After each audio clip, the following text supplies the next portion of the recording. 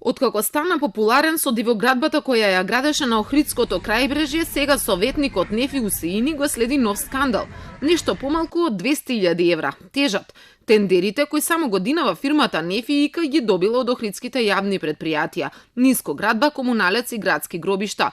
Во моментов Охридски комуналец има 3 активни договори со градежната фирма, чиј собственик во исто време е и советник во Општинскиот совет.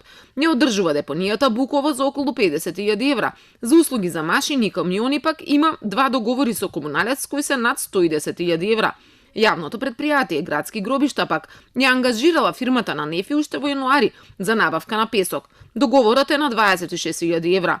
Последниот склучен на 10 јули годинава пак е меѓу ЈП Нискоградба и Нефи и е за бетонски плочи кои чинат 20.000 евра.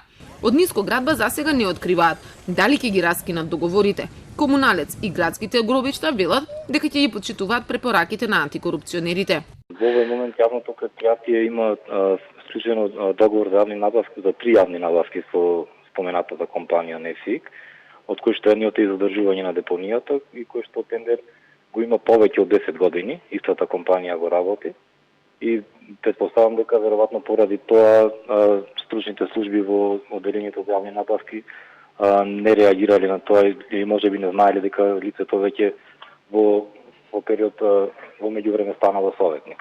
Беше на ниската цена и во споредба со минатата година е за 30% пониска издействувавме. Меѓутоа согласно препораките, ако треба ќе се раскине договори, негде 50 до 60% ја реализира. Скандалот со советникот на ДУИ изби кога се дозна дека тој гради пицерија дивоградба во центарот на Охрид. По ова сам се јави на тендерот за да се ја урива сопствената дивоградба.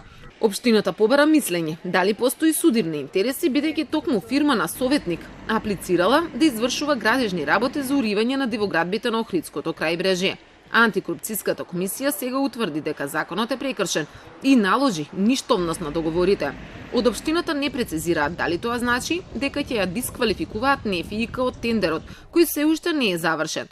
Делат дека ќе постапат согласно законот. Телма се обиде да разговара и со советникот за да го праша дали ќе се откаже од тендерите, од функцијата или од фирмата, но на повикот одговори неговиот брат. Инаку неговата фирма во 2018 година ја одржувала и градската депонија во Струга за 80.000 евра, а токму градоначалникот на Струга Рамис Мерко ја пресече црвената лента на отворањето на пицеријата Дивоградба.